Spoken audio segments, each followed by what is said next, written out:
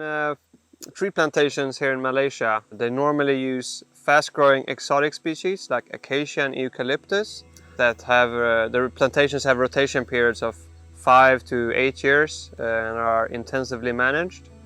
But there are some issues with these plantations. There are erosion problems, there are water quality problems around the plantations, the biodiversity is very low.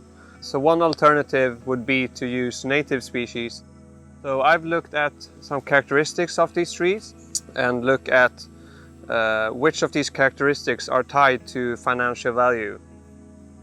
So I found that being fast growing is very important to get high financial value. And then the characteristics of the trees, that differs between groups. The main tree group here in the Malaysian forest are dipterocarps. So they have a certain characteristics that are tied to high financial value. For example, low wood density, while the non-dipterocarps have almost completely opposite characteristics for high financial value.